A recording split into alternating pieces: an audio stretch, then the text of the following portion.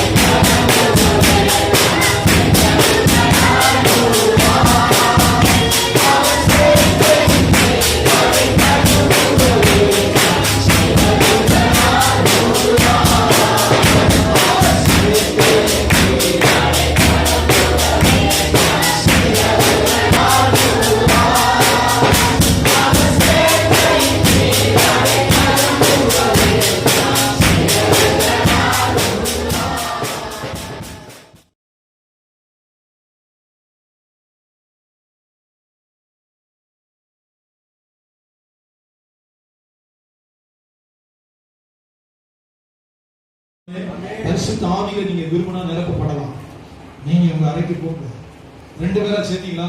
கர்த்தருடைய சமூகத்துல ஸ்தோத்திரம் பண்ணுங்க. அந்நிய பாஷையில ஜெபம் பண்ணுங்க. ஒரு அரை மணி நேரம் அந்நிய பாஷையில ஜெபம் பண்ணுங்க. ஆராதனை செய்யுங்க. சொல்லுங்க அல்லேலூயா. பரிசுத்த ஆவியானவர் வருகிறார். பரிசுத்த ஆவியானவர் நிரப்புகிறார். வேதம் சொல்கிறது பரிசுத்த ஆவிக்கு இடம் கொடுங்க. உங்களை பிரித்துக் கொள்ள ஒரு வேதத்தை வாசித்து பாடல் பாடி ஸ்தோத்திரம் முழங்கால் பிடித்து வாயை திறந்து ஜெபம் பண்ணுங்க. பையங்களுக்கு சொல்றேன், சொல்லுங்க ஆமென். சத்தமா சொல்லுங்க ஆமென். பரிசுத்த ஆவியில் நிரம்பி ஜெபம் பண்ணுங்க. பரிசுத்த ஆவியானவரை நிரப்பு. பரிசுத்த ஆவியை பெறலையா ஒன்றும் பிரச்சனை இல்லை. நீ முதல்ல ஜெபிக்கிற மனுஷனா இருக்கு. டிஜிஎஸ் தினகரன் சொல்றாரு, பரிசுத்த ஆவியை கூட இல்லைன்னா நான் செத்து போறேன், வேலை கிடைக்காம சாகுறதுக்கு தற்கொலை பண்ணிக்கொள்ள அலைந்து கொண்டிருந்த மனுஷனாக அவர் அழைக்கிறார். பரிசுத்த ஆவியினால் நிரப்பும், இல்லைன்னா என்னை கொன்று போடும். பரிசுத்த ஆவியினால் நிரப்பும். அவர் சொல்ல கிட்டத்தட்ட 10 வருஷமா நம்ம ஜெபம். ஒரு நாள் ஒரு கேசட்ல கேட்டேன், ஞாபகம் இல்லை, இத்தனை வருஷ கணக்கில் ஜெபம் பண்ணிருக்கிறார். பரிசுத்த ஆவியினால் நிரப்பும், தாகத்தோட பரிசுத்த ஆவியினால் நிரப்பும், பரிசுத்த ஆவியினால் நிரப்பும்னு ஜெபம் பண்ணிட்டே இருக்கிறார். தேவன் அவரை நிரப்பும். சொல்லுங்க ஒரு தாகத்தோட ஜீவன் பரிசுத்த ஆவியினால் நிரப்பப்படும் போது ஒரு மனுஷன் டிரான்ஸ்ஃபார்ம் பண்ணப்படுகிறார், உருமாற்றம் அடைகிறார். தேவன் தன்னுடைய சிந்தைகளை கொண்டு வைக்கிறார். பரிசுத்த ஆவியில நிரப்பப்படுறது ஒரு அனுபவம். சொல்லுங்க ஆவியின் சிந்தையில நடக்கிறது ஒரு அனுபவம். தேவனுடைய சத்தத்தை கேட்கிறது ஒரு அனுபவம். பரிசுத்த ஆவியானவர் வாஞ்சித்து நடக்கிறது. இன்னொரு கடைசியாக விசுவாசத்தில் நிறைந்தவன் சொல்றார். வாசிங்க. அவன் நல்லவனும் பரிசுத்த ஆவியினாலும் விசுவாசத்தினாலும் நிறைந்தவர். கடைசியாக கர்த்தருடைய பிள்ளைகள் சொல்லுங்க ஆமென். உங்களுடைய வாழ்க்கையின் ஆசீர்வாதத்துக்காக நீங்க விசுவாசிக்கிறதா இருக்கணும். விசுவாசிகள் விசுவாசத்தை இழந்து வாழ முடியுமானா வாழ முடியும். சத்தமா சொல்லுங்க ஆமென். விசுவாசிகள் விசுவாசத்தை இழந்து வாழ முடியுமானா வாழ முடியும். அப்படின்னா எப்படின்னா சும்மா போயிட்டே இருக்கும், சும்மா போயிட்டே இருக்கும். வசனம் சொல்கிறது, நீ தேவனிடத்துல விசுவாசிக்கும் போது ஒரு அற்புதங்களை செய்யும். விசுவாசம் கீழ்ப்படிதலும் கிரியையிலும் விளங்கும். கிரியை இல்லாத விசுவாசம் செத்ததுன்னு வசனம் சொல்லுது. ஒரு மனுஷன் தேவனுக்கு கீழ்ப்படியும் போது விசுவாசம். சொல்லுங்க அல்லேலூயா. சத்தமா சொல்லுங்க ஆமென். கர்த்தருடைய வசனத்துக்கு கீழ்ப்படுகிற மனுஷன் விசுவாசம். அதனாலதான் வார்த்தை சொல்கிறது, நீ என் சொல்லுக்கு கீழ்ப்படிந்தபடினாலும் ஆபிரகாம் சொல்ற. விசுவாசிகளுக்கு தகப்பன் ஆபிரகாம். ஆனா ஆண்டவர் சொல்கிறார், நீ என் சொல்லுக்கு என் சொல்லுக்கு கீழ்ப்படிந்தபடினா. கர்த்தருடைய பிள்ளை நான் எல்லாருக்கும் சொல்லுகிறேன், அடுத்த 10 ஆண்டுகள்ல அடுத்த காலங்களில் என்ன நடக்கும் தெரியாது.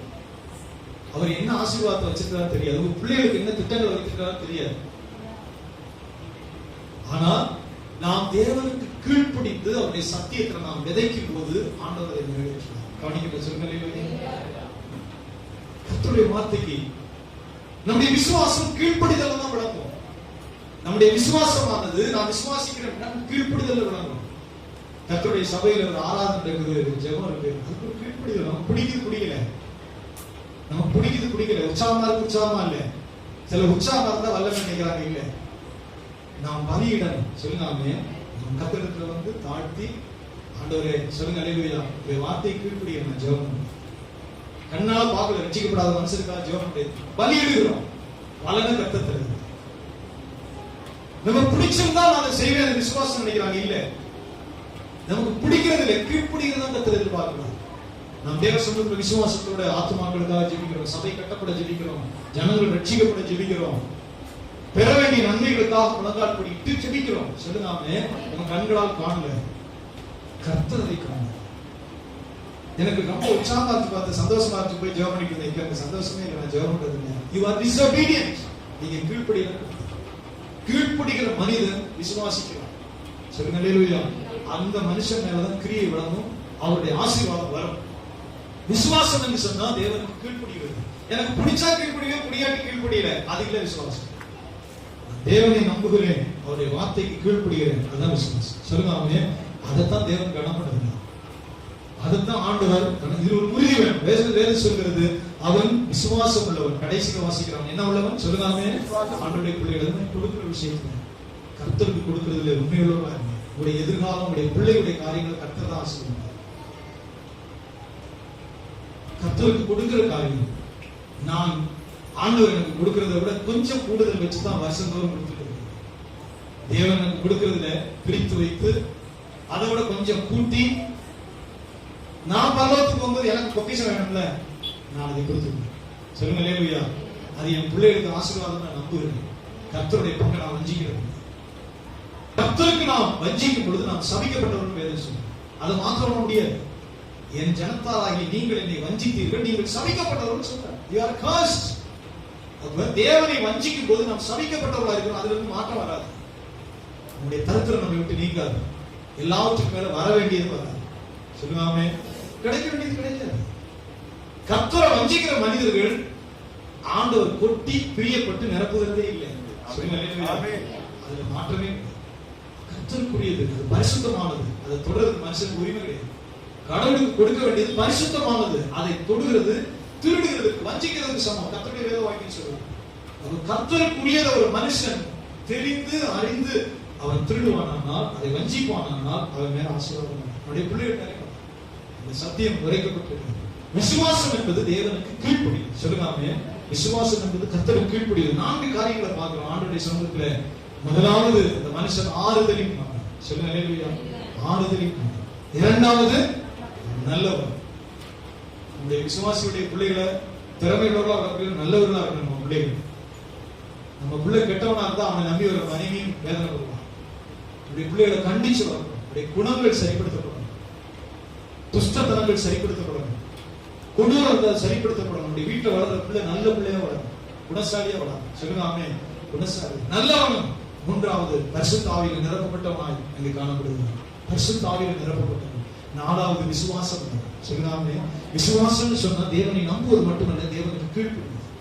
தேவனுக்கு கீழ்ப்படிகிறவர்கள் மட்டும்தான் ஆண்டவர் பிரியமா இருக்கிறார். கீழ்ப்படியாத மனுஷன் மேல தேவன் பிரியம் வைக்கிறது இல்லை. அவருடைய வாழ்நாள் தண்டமாக்கடி கர்த்தருடைய ஆசீர்வாதம் வருகிறது இல்லை. அப்ப தேவனுக்கு கீழ்ப்படுகிற ஒரு அனுபவம் விசுவாசத்தை குறிக்கிறது. இந்த 4 காரியத்தை கடந்த 5வது ஆண்டவர் சொல்கிறார், ஜனங்கள் கர்த்தரிடமாய் சேர்க்கப்பட்டார். சொல்லுங்க, பர்னபாவுடைய ஊழியத்தில் ஜனங்கள் சேர்க்கப்பட்டார். பார்க்கிற மனுஷன் ரட்சிக்கப்பட்டார்கள். அவன் யாரை சந்திக்கிறான், அவர் ரட்சிக்கப்பட்டார். அவரிடத்தில் கர்த்தருடைய கிருபை விளங்கியது. இந்த வசனத்தை மட்டும் வாசித்து நம்ம சொல்லணும். ஸ்தோத்திரம். அவன் நல்லவனும் பரிசுத்த ஆவியினாலும் விசுவாசத்தினாலும் நிறைந்தவனுமாய் இருந்தான். அநேக ஜனங்கள் கர்த்தரிடமாய் சேர்க்கப்பட்டார்கள். கடைசி ஒரு குறிப்பு முடிச்சு, எழுப்புதல்னா என்ன? சீக்கிரம் சொல்லுங்க. நீ கொஞ்சம் லேட் ஆயிடுச்சு. எழுப்புதல்னா என்ன? சீக்கிரம் சொன்னீங்கன்னா தான் முடியும். பிரதர் சொல்றீங்களா? எழுப்புதல்னா என்ன? நிறைய பேருக்கு எழுப்புதல்னா என்ன தெரியல. எழுப்புதல்னா என்ன? நீங்க என்ன நம்புறீங்கன்னு சொல்லுங்க. நீங்கள் சொல்லுங்க சார். கூடி ஜெபிக்கிறது. சரி, அப்படிங்கிறது சொல்லுங்க. ஆமே. எழுப்புதல் எங்க தொடர்ந்து? எழுப்புதல்னா என்ன? அது சரியாவே நாம் புரிந்து கொண்டதில்லை. எழுப்புதல் நமக்குள்ள இருக்கிறது முதல்ல தொடரும். ஹல்லேலூயா.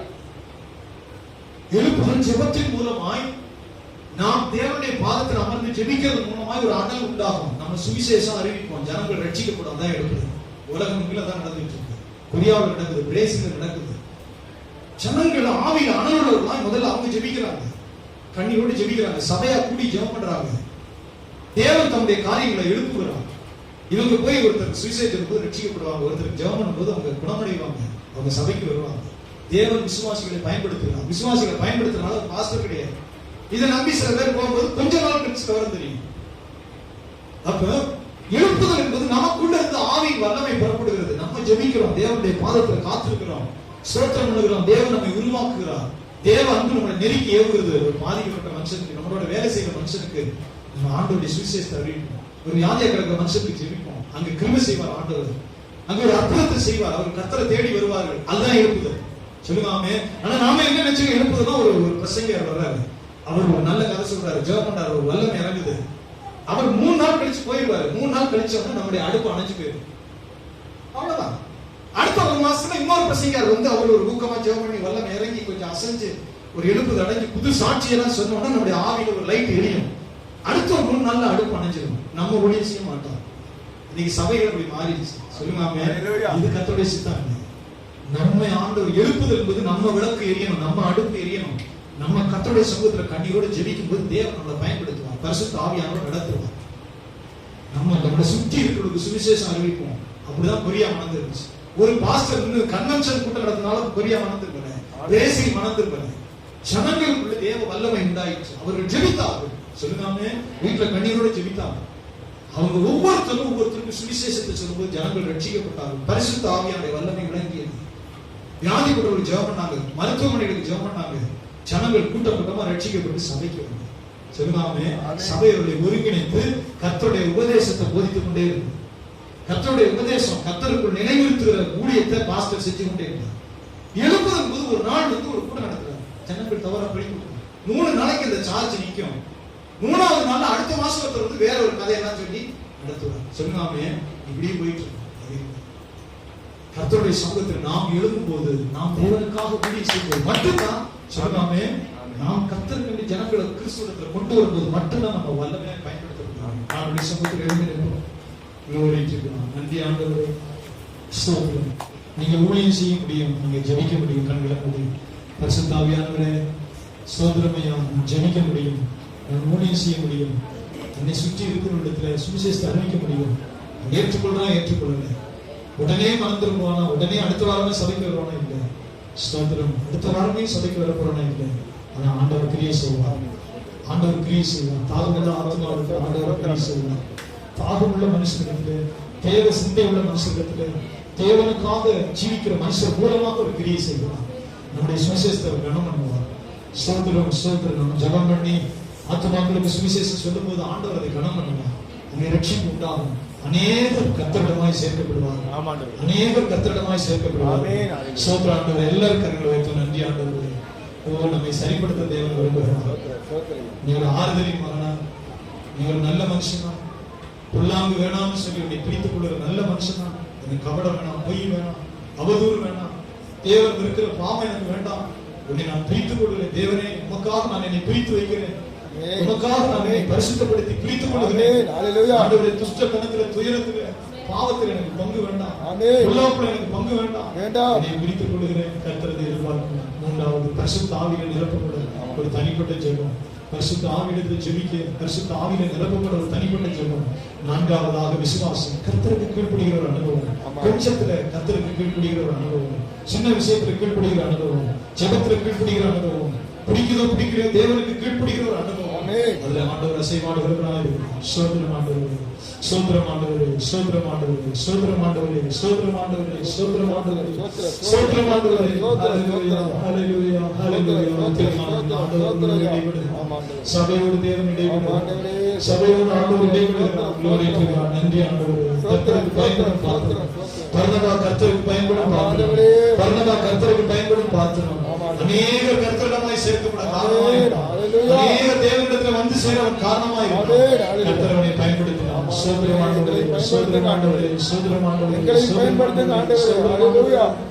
சோதரம் சோதரம் சோதரம் சோதரயா சோதரயா சோதரம் சோதரம் சோதரம்.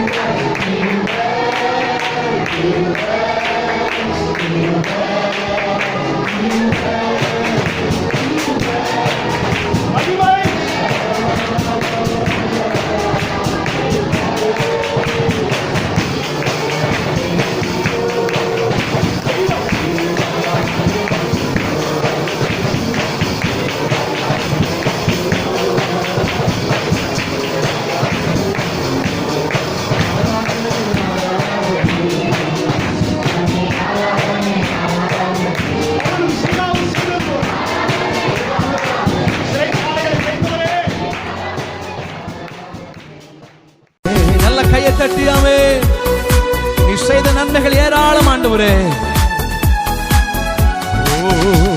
என் ஆத்துமாவே நன்றி சொல்லு முழு உள்ளத்தோடே. என் ஆத்துமாவே நன்றி சொல்லு முழு உள்ளத்தோடே.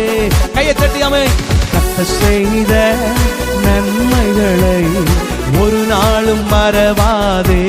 சேர்ந்து பாடுவோம். நம் கர்த்தர் செய்த நன்மைகளை ஒரு நாளும் மறவாதே. மீண்டும் கைகளை தட்டி என் ஆத்துமாவே நன்றி சொல்லு முழு உள்ளத்தோடு.